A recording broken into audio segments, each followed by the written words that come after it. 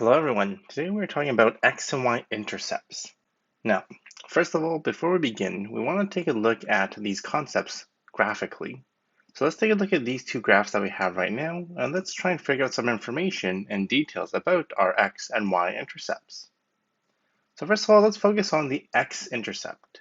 So we understand that this is where the graph will cross the x-axis. Now, x and y intercepts are going to be given in coordinate form, which means in that x comma y format. So if we take a look at our graph to the left here, we can see here that our first one here on the x-axis, this point here is going to be our x-intercept. If we count the number of spaces, this gives us a location of 5, 0. This is our x-intercept.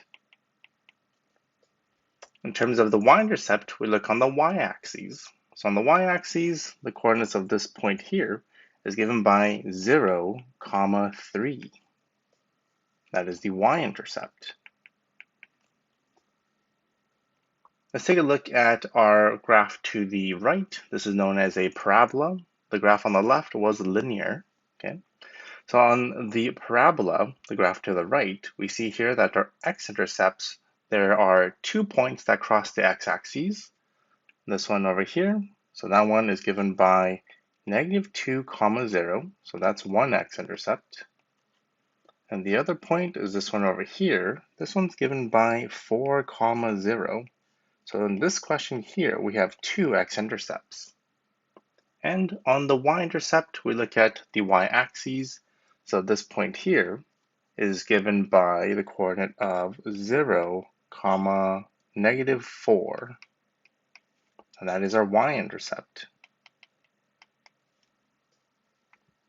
So let's try and summarize a bit of properties for our x and y intercepts. What do we notice about the x-intercept? Let's write them down. The x-intercept has the following properties of some number, 0. So you'll notice that the coordinates of all our x-intercepts always have a y value of 0. Now in terms of the y-intercept, it's going to be the reverse. So in this case, we notice that for the y-intercept, it's always going to be 0, then some kind of number. So graphically, this is how we're going to find them. But most importantly is how do we find it algebraically when we only have an equation? So we're going to look at a couple of examples on how do we find them using algebra only when we don't have a graph. So here's our first example. Now for each of the following questions below, we are going to be solving for the x and y intercepts using algebra only, and also the concept that we just learned. So first of all, we have this equation, y equals to 2x minus 6. You'll notice that this is a linear equation. So if we were to draw this out, you would have a straight line. Now let's summarize how do we solve for the x and y intercepts algebraically. To solve for the x-intercept,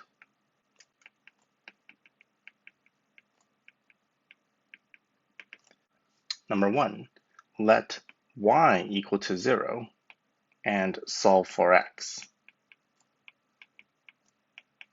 Because in the coordinate for the x-intercept, it was some number, 0, which means that y must be 0, and we need to solve for that number, which is x.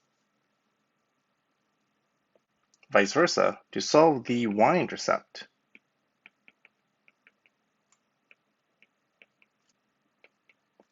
we let x equal 0 and solve for y. Right, so let's try it out on this question here. So let's try and solve for the x-intercept first or the y-intercept first. It really doesn't matter because most likely you're going to need both anyways. So the usual one that is much easier is normally solving for the y-intercept first. And let's show you why. So y-intercept means I let x equal to 0 and then I solve for y. So in my equation then I'll get y equaling to 2 times 0, because I let x be 0, minus 6. And now if I try and solve this, this will just equal to 2 times 0, which is 0, minus 6, which would just be negative 6. So y equals to negative 6, which then tells us that the y-intercept is going to be located at 0, -6. So finding the y-intercept sometimes is very simple. You can just plug it in and then out pops your answer. Now let's try solving for the x-intercept. Remember, for the x-intercept, we'll let y be 0, and then we might have to do some algebra to solve for the x variable. So if we do that, y equals 0 equals 2x minus 6. So now we fall back to our algebra skills. How do we solve for x? So first of all, we need to add 6 to both sides to get rid of that minus 6. We'll get 6 equaling to 2x. And then here we have 2 times x, so therefore to get rid of something, we do the opposite. We're going to divide both sides by 2, and we find out that x equals to 3. So then this tells us that our x-intercept is going to be located at 3, 0. So always remember that the x and y-intercepts are coordinates, which gives us a lot of information for future questions. Now let's take a look at an example where we have a quadratic. So for those who are learning about quadratics, you'll notice that this is known as standard form, and that y equals to ax squared plus bx plus c format. So again, first of all, this is known as a polynomial format as well. So the nice thing about polynomials is that we can find the y-intercept very quickly. So once again, to find the y-intercept, we let x equal to 0, and then we solve for y. So let's see what happens. Keep y. We let x's now become zeros. And if we solve for this, you'll notice that 0 squared is just 0, plus 6 times 0, which is also 0, plus 5. So we just get the answer of 5. So this tells us that the y-intercept is going to be 0, 5. If you notice the pattern here, simply, if you look at the polynomial, it's just going to be the constant of that polynomial, since everything connected to x would have zeroed out. In terms of the x-intercepts, we need to let y equal to 0, so y is now 0, and we have remaining x squared plus 6x plus 5. Now here's where we need to use a bit of method to solve. So commonly we teach factoring. So again, if you're to factor this trinomial, you'll get the following, that 0 is equal to x plus 1 in brackets and x plus 5 in brackets. Now how do we solve for the x-intercepts? So here's what we have right now. 0 is equal to 2 brackets, which is being multiplied together, which means that with multiplicity rule equaling to 0, that means that if something times something equals 0, that means one or the other has to be 0 for this to work. So how do we solve it? We let each of them equal to 0, and then we solve for the x value. So here's what we're going to do. We're going to split it apart like this. We're going to go, let's say, what if x plus 1 was equal to 0? Then, of course, we'd minus 1 from both sides, and x would equal to -1. So that's one x-intercept. And what if we said that x plus 5 was equal to 0? Then again, we would minus 5 from both sides, and x would equal to -5. So then this would tell us that we have two x-intercepts, right? Our x-intercepts would be located at -1, 0 and -5, 0. So we would have two x-intercepts for this question. Another common format of quadratics is vertex form. So for a lot of you who are learning this, this is the y equals to a bracket x minus p close bracket squared plus q. So here we need to do a bit more algebra in order to solve for some of the things that we need. So again, y-intercept is normally the easiest. So let's see what happens when we try that.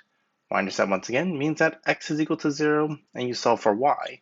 So y equals to 2 0 minus 4 squared minus 32. So again, you can put this in a calculator or you can just try it out yourself. The same as 2 of -4 squared minus 32. This would be 2. -4 all squared will give you 16 positive minus 32. So this ends up being 32 minus 32, which happens to be 0. So that tells us that our y-intercept is going to be located at 0, 0. For the x-intercept, again, we let y equal to 0 this time. So 0 equals 2x minus 4 squared minus 32. So here we're going to need to do a bit of algebra in order to solve for our x. So I want you to think about, okay, we have the 2 in front, we have this minus 4 inside, we have the square, and we have the minus 32. You need to make sure that you solve this in the correct order, otherwise you get totally different answers. So first of all, what do we get rid of first? We need to get rid of the minus 32. So first of all, we add 32 to both sides. So we get 32 equals to 2 times of x minus 4 all squared. Next, what do we get rid of? We need to get rid of this 2 in front of the brackets.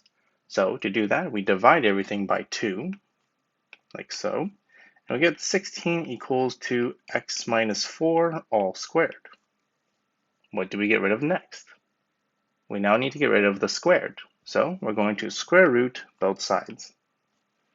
Remember, whenever we are trying to solve for all possible x values, or when you're trying to solve for a variable, and you square root both sides, that means that you're going to have to try and find all possible solutions.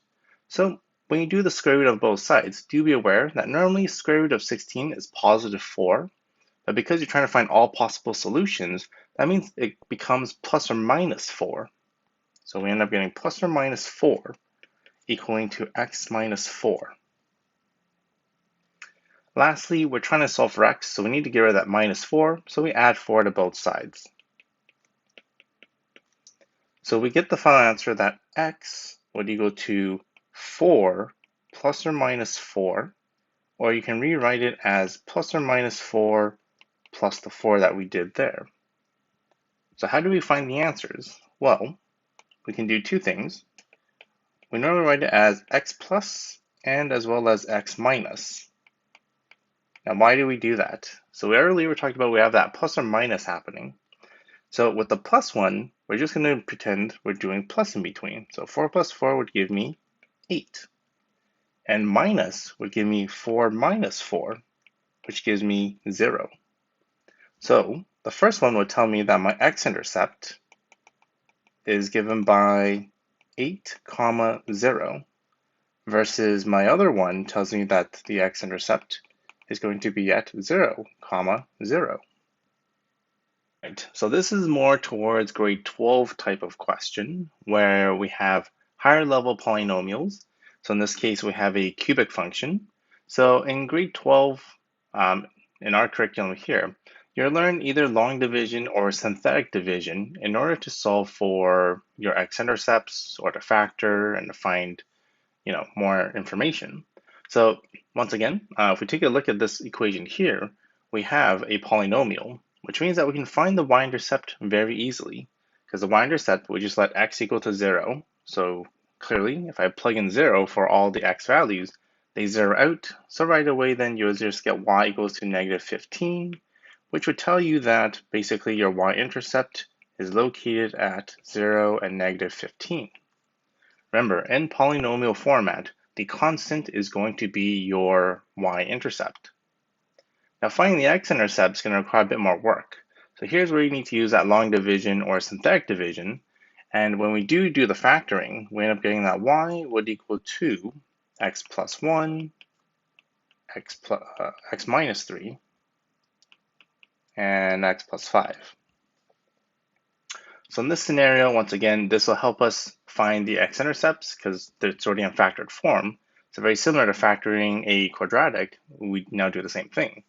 So 0 equals to the x plus 1, x minus 3, and the x plus 5.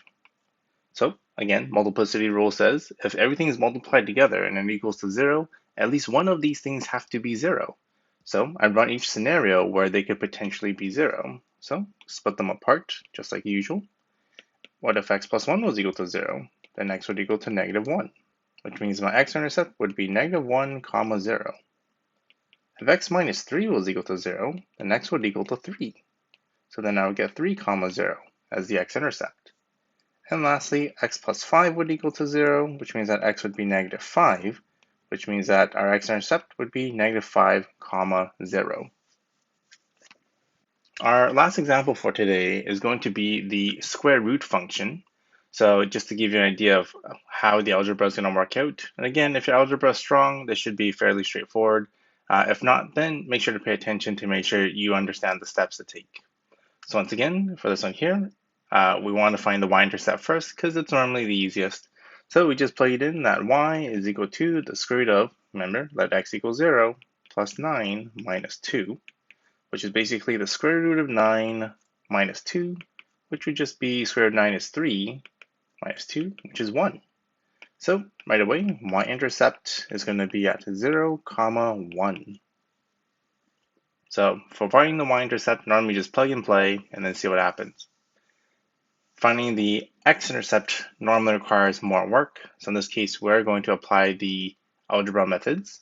So let y equal to 0, and then we start figuring out, okay, what do I need to get rid of? So taking a look here, I need to get rid of the minus 2 first. So I'm going to add 2 to both sides. So 2 equals to the square root of x plus 9. Now we need to get rid of the square root. In order to do that, I need to square both sides. Square that, square that. So I'm getting 4 equaling to x plus 9. Now remember, when you square something, there is no plus or minus form. It's just simply its final answer. Do make sure you bracket the item when you're squaring it so you don't mess up on your negative signs. Lastly, we're going to minus 9 from both sides.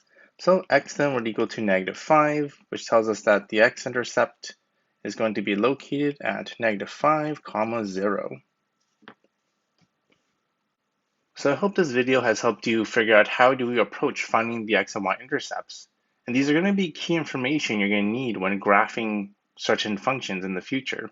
So make sure you understand how to solve for these and use them to your advantage. Please make sure to like this video if it helped you out in some way. And share with a friend if you find it that it's a great way to figure out the x and y intercepts. Please make sure to subscribe to the channel and keep on increasing your math knowledge. I'll see you guys in the next video. Bye.